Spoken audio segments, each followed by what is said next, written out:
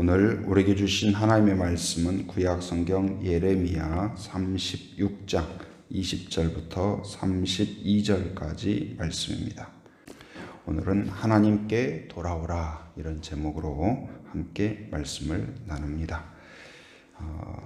전혀 가능성이 없어 보이고 사람들이 이걸 듣고 과연 하나님께 돌아올까?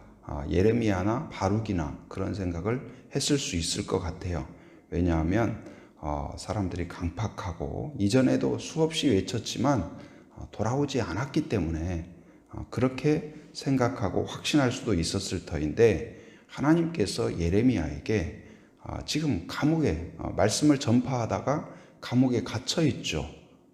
움직이지도 못해요. 그런데 하나님께서는 다시 그것을 기록을 해서 선포해라, 사람들에게 알려라. 그런데 나갈 수도 없고, 그런데 이 하나님의 사람들은 어떠냐? 상황이 이거 된다 안 된다 그거보다도 하나님의 명령을 어떻게 수행할 것인가, 하나님 그 지혜를 주옵소서, 그렇게 기도하고 순종하려는 그런 마음을 갖고 있습니다. 여러분, 우리가 하나님의 자녀로서, 하나님의 백성으로서 하나님의 명령을 항상 우선순위에 두고, 그것이 상황에 맞네 안 맞네, 사람이 듣네 안 듣네, 이게 가능하다 가능하지 않다, 사람들이 뭐 이거 어떻게 생각한다 생각하지 않는다, 그거보다도 하나님의 뜻인가 아닌가, 하나님이 기뻐하는 일인가 아닌가, 이것을 우선적으로 생각하는 성도가 되기를 바랍니다. 그래서 예레미야와 바룩은 그 하나님의 명령이다, 그리고 이 명령을 수행하는데 우선순위를 두고 그동안 왕과 백성들이 거부하였지만 하나님의 명령을 받아서 다시 두루마리에 적어서 그것을 예레미야가 직접 나가지 못하니까 그 서기관 바룩을 통하여 전파하게 했어요. 그런데 의외로 사람들이 그 말을 듣고 좋은 반응을 일으키는 겁니다. 가슴에 찔리고 이제 그 마음에 반응을 일으키는 사람들이 있었어요. 그래서 그 말이 전해져서 이제 고관들에게, 높은 관직에 있는 사람들에게 전해졌는데, 그 말을 듣고 이 말을 왕에게도 전해야 되겠다. 여러분, 어떤 복음을 듣고 또 뭐 설교를 듣고 부흥의 어떤 말씀을 듣고 그것이 나에게 너무 큰 은혜가 되는 거예요. 아니면 무슨 뭐 책을 읽었고, 아니면 무슨 TV나 무슨 프로그램을 봤는데 나에게 너무 인상적인 거예요. 그럼 어떻게 해요? 나 혼자 그냥 좋다 끝내지 않고 누군가에게 반드시 이야기하죠. 남편에 이야기하든 자녀에게 이야기하든 친구에게 이야기하든, 혹시 그거 봤어? 혹시 그 이야기 들었어? 오늘 설교 어땠어? 해가지고 오늘 내가 받은 은혜를 나누게 되어 있어요. 반드시. 그런데 오늘 이 고관들이 그 이야기를 듣고 너무 인상적이고 이것을 받아들이면 좋겠다, 그런 마음으로 이제 왕에게 전해 이야기를 한 겁니다. 거기에 이제 20절 말씀 우리 같이 한번 볼까요? 시작. 그들이 두루마리를 서기관 엘리사마의 방에 두고 뜰에 들어가 왕께 나아가서 이 모든 말을 왕의 귀에 아뢰니. 그들이 누구냐면 이제 고관들이에요. 바로 복음을 들은 이 바룩이 전한 예레미야를 통하여서 하나님이 주신 메시지를 두루마리에 기록한 그 두루마리의 내용을 이제 바룩이 가서 낭독을 했는데, 그 낭독한 이야기를 들은 고관들이 그것을 듣고 두루마리는 그 방에 놔두고 이제 왕에게 가서 왕에게 이야기를 했다. 왕이시여, 이런 하나님의 음성을 들었나이다, 이렇게 했어요. 그런데 이 음성에 대하여서, 하나님의 말씀에 대하여서, 선지자의 선포에 대하여서 어떻게 반응했는가를 오늘 설명하고 있어요. 오늘 본문은 그 왕의 반응과 그 반응에 따른 하나님의 응답을 보여주고 있습니다. 늘 말씀드리지만 사람은 죄 때문에 죽는 게 아니고, 왜냐하면 죄 때문에 죽었다면 한 사람도 살아날 사람이 없어요. 왜 그럴까요? 모든 사람이 죄를 범하였음에 하나님의 영광에 이르지 못하더니. 무슨 말이에요? 죄인이 아닌 사람이 있어요, 없어요? 없어요. 한 사람도 없기 때문에 다 실격이에요. 다 죽어야 돼요. 그런데 죽지 않는 사람이 있어요. 멸망하지 않는 사람이 있어요. 오히려 구원받는 사람이 있어요. 칭찬받는 사람이 있어요. 복을 얻는 사람이 있어요. 왜 그럴까요? 죄를 짓고도 그 대표적인 사람이 누구예요? 다윗이에요. 다윗. 죄를 지었는데 경건한 왕이라고 칭했어요. 하나님의 복을 받은 자가 되었어요. 다른 사람의 기준이 되었어요. 왜 그럴까요? 그 죄 앞에서 하나님의 음성이 들렸을 때 회개했기 때문에. 나단 선지자가 죄를 지적했을 때 어떻게 했어요? 즉시 회개했어요. 선지자를 죽이는 게 아니고 자기의 마음을 죽였고, 바로 선지자를 꾸중한 것이 아니라 자기 옷을 찢고 마음을 찢고 하나님 앞에 회개했어요. 회개하면 산다. 돌이키면 산다. 그것을 오늘 성경에서도 가르쳐줘요. 그런데 안타깝게도 오늘 말씀을 들은 여호야김 왕은 그런 반응을 일으키지 않아요. 사실 여호야김 왕의 아버지가 누구냐면 요시야 왕이에요. 요시야 왕. 그러니까 이제 이 사울, 그 다음에 다윗, 그 다음에 솔로몬, 여기까지 이제 통일 왕국이죠. 그리고 이제 그 이후에 북이스라엘, 남유다 이렇게 나눠지는데, 북이스라엘에는 안타깝게도 의로운 왕이라는 건 뭐예요? 회개하는 왕이, 돌이키는 왕이 없었어요. 얼마나요? 한 명도 없었어요. 한 명도 회개하고 돌이키는 왕이 없었더라. 그러나 남유다에는 간간히 그래도 하나님께 회개하고 잘해보려고 하고 백성을 돌이키려고 하고 그런 왕들이 있어요. 근데 그 중에 하나가 누구냐면 이 요시야예요. 요시야 왕, 여호야김 왕의 아버지인데, 이 왕이 어느 날 성전을 수리하는 과정에서 이 율법을 발견한 거예요. 율법책을.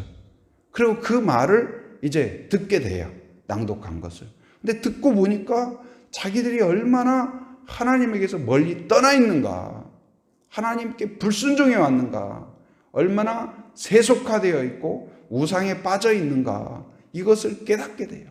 그래서 왕이 거기에 대해서 이 가슴을 찢고 옷을 찢고 금식하며 회개할 뿐만 아니라 백성들을 하나님께 돌아오게 하는 종교 개혁을 시도해요.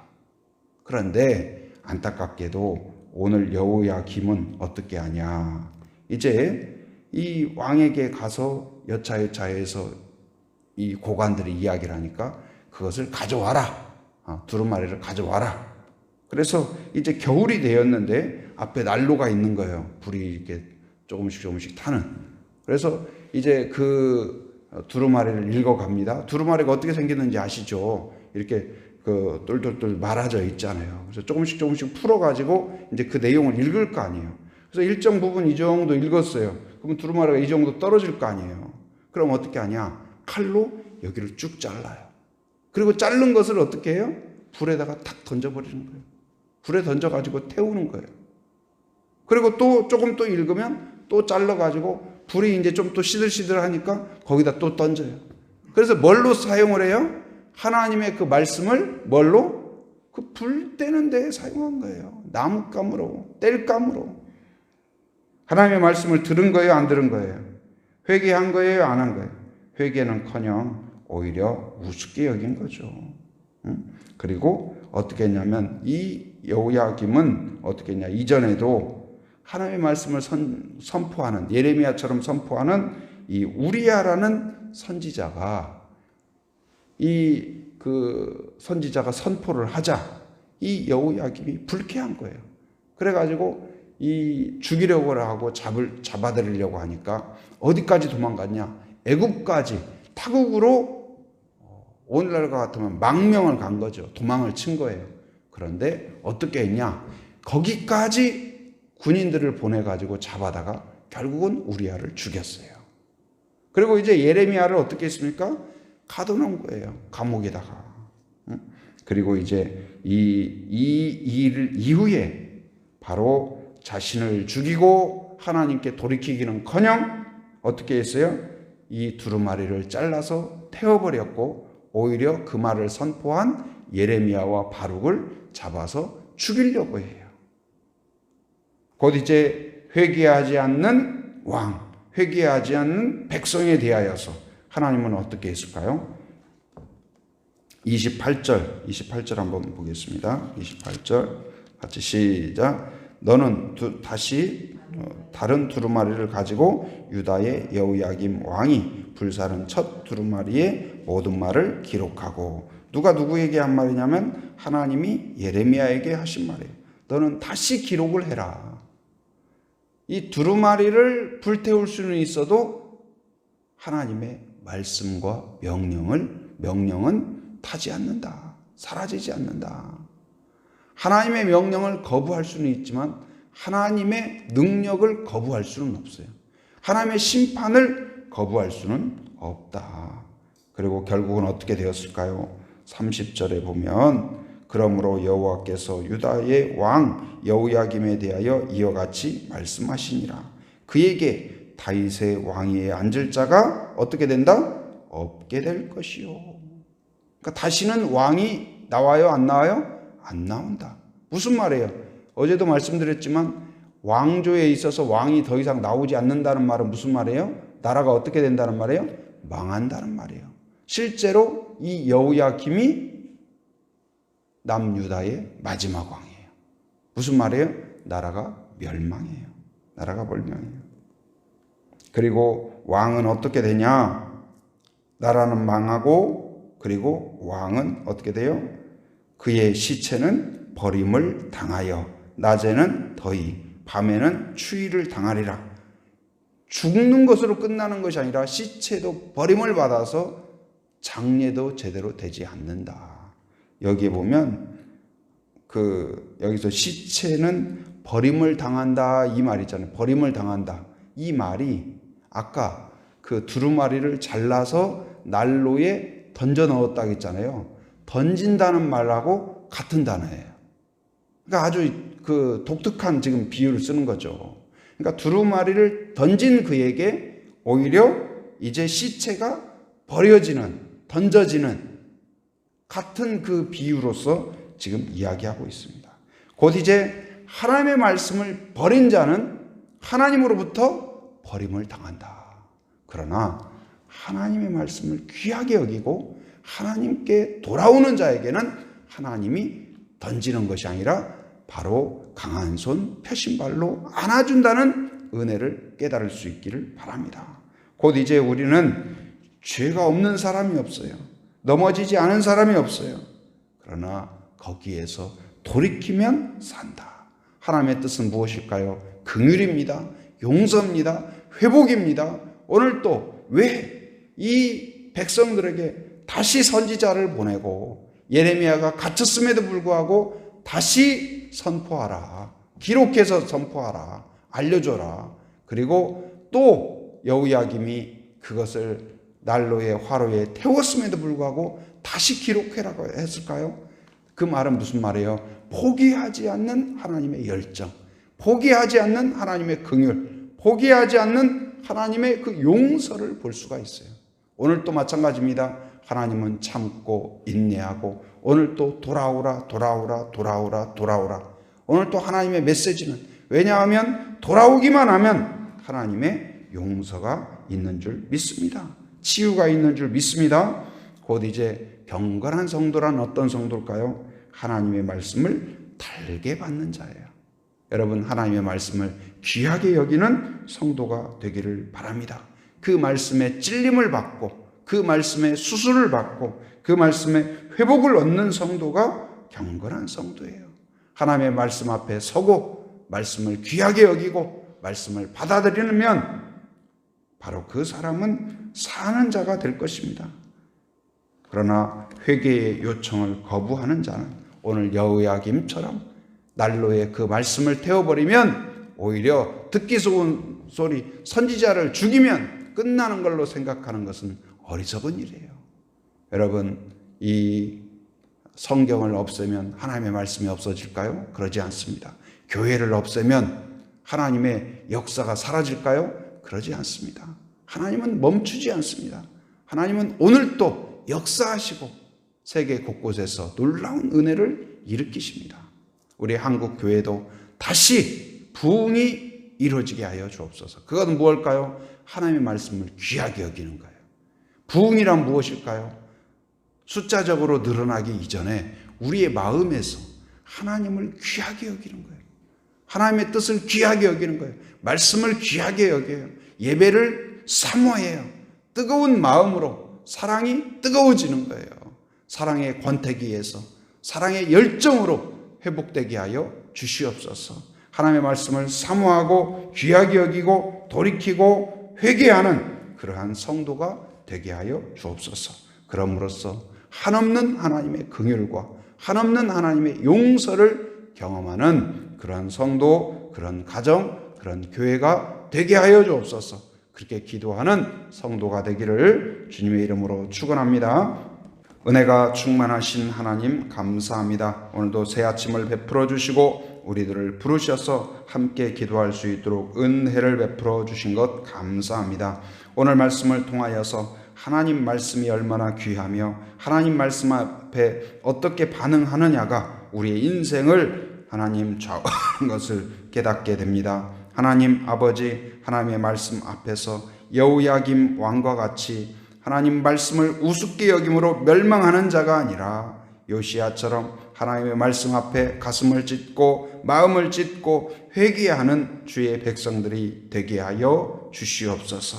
하나님, 우리 교회와 또한 한국 교회가 다시 영적인 부흥이 일어나기를 원합니다. 말씀을 귀하게 여기게 하시고 예배를 사모하게 하시고 우리의 마음이 온전한 순종으로 말씀 앞에 서는 은혜가 있게 하여 주시옵소서. 하나님 아버지, 또한 가정해 주신 자녀들을 축복하며 기도합니다. 하나님, 우리의 기도와 축복 가운데 아이들 한 사람 한 사람이 믿음 안에서 자라게 하시고 예수님의 성품을 닮아가게 하시고 신앙과 인격과 실력을 갖춘 훌륭한 인재로 자라가게 하여 주시옵소서. 또한 교회의 유아부, 아동부, 중고등부, 청년부를 기억하여 주시사 서로 기도하고 축복하는 가운데 하나님, 이 시대에 하나님 빛과 소금이 되는 훌륭한 인재로 세워지게 하여 주시옵소서. 470여 개의 모든 제주의 교회들마다 하나님이 코로나 위기 가운데 안전을 지켜주시고 건강을 지켜주시옵소서. 예배가 온전히 회복되게 하여 주시며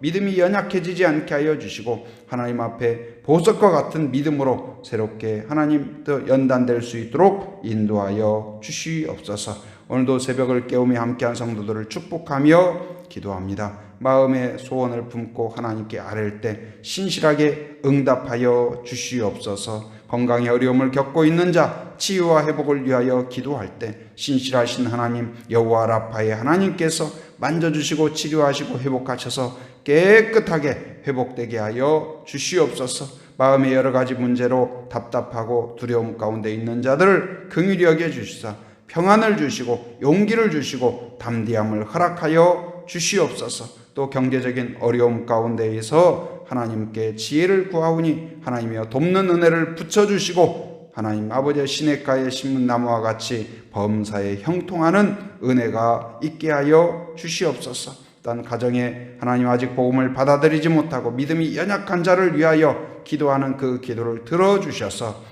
하나님 아버지여 온 가족이 하나님 앞에 하나님의 말씀처럼 나와서 함께 기도하고 찬송하는 그러한 은혜가 있게 하여 주시옵소서. 오늘 또 하루의 모든 생활 가운데 안전과 건강을 지켜 주시옵소서. 또한 하나님 삶의 현장에 살아가는 모든 성도들 오늘 또 눈동자와 같이 지켜주시고 안전하게 지켜주시고 이곳저곳을 왕래할 때마다 안전운행하도록 하나님께서 하나님 친히 강한 손으로 붙잡아 주시옵소서. 해외에 육지에 군에 있는 가족들, 자녀들, 성도들을 기억하여 주시고 오늘 또 하나님이 붙잡아 주시고 인도하시고 함께 하셔서 안전하고 건강하게 지켜주시며 오고 가는 모든 소식 위에 복된 소식 되게 하여 주시옵소서. 지금은 우리 주 예수 그리스도의 은혜와 하나님의 풍성하신 사랑과 성령의 교통하심, 인도하심의 역사가 하나님의 말씀을 귀하게 여기고 하나님을 귀하게 여기고 예배를 사모하며 또한 헌신하기로 결단하는 한 사람 한 사람 머리 위에, 가정 위에, 일터 위에, 사역 위에 지금으로부터 영원토록 함께 하시기를 간절히 축원하옵나이다. 아멘.